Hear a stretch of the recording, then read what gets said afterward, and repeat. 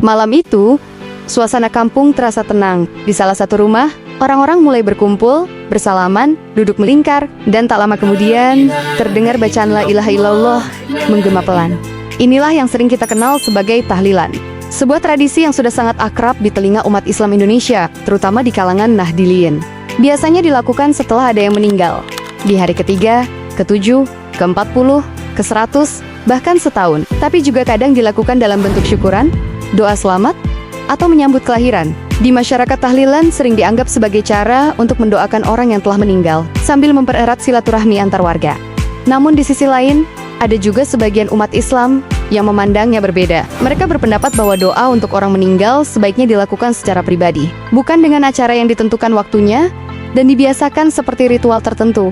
Nah, disinilah muncul dua pandangan besar yang sering dibicarakan, pandangan NU dan pandangan Muhammadiyah. Menurut NU, tahlilan bukan ibadah baru, tapi bagian dari urf hasan, yaitu kebiasaan baik yang tumbuh di masyarakat selama tidak bertentangan dengan syariat. Di dalam tahlilan, yang dibaca bukanlah sesuatu yang aneh atau bid'ah, tapi dzikir, tahlil, tahmid, tasbih, sholawat, dan doa. Semua itu jelas dianjurkan dalam Islam. Hanya saja, bentuk pengumpulannya yang disesuaikan dengan budaya lokal. Bagi NU, tahlilan adalah sarana tabaruk, mencari keberkahan dengan berkumpul, berzikir, dan berdoa bersama. Selain itu, tahlilan juga memperkuat ukhuwah, menumbuhkan rasa empati dan kepedulian sosial antar warga. Sedangkan menurut Muhammadiyah, setiap bentuk ibadah, termasuk cara dan waktunya, harus memiliki dasar yang jelas dari Al-Quran dan Sunnah. Maka, penentuan waktu tahlilan seperti hari ketiga, ke-7, dan seterusnya, dianggap tidak ada tuntunannya dari Rasulullah.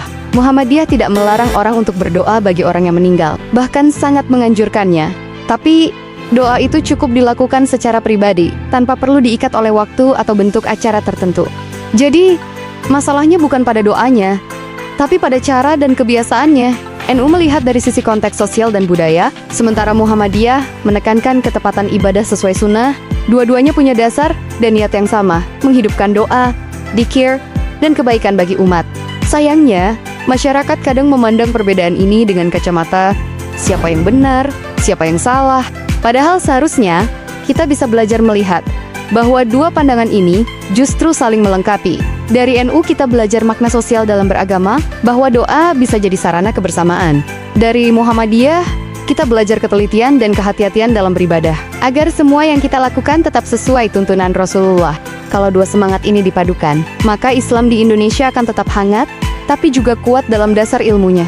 Karena pada akhirnya, bukan tahlilannya yang paling penting, tapi niatnya untuk mengingat Allah, mendoakan sesama, dan menumbuhkan cinta kasih antar umat. Perbedaan dalam ibadah, jangan memutuskan persaudaraan. Karena selama hati masih tertuju pada Allah, doa akan tetap sampai dengan jalan yang berbeda.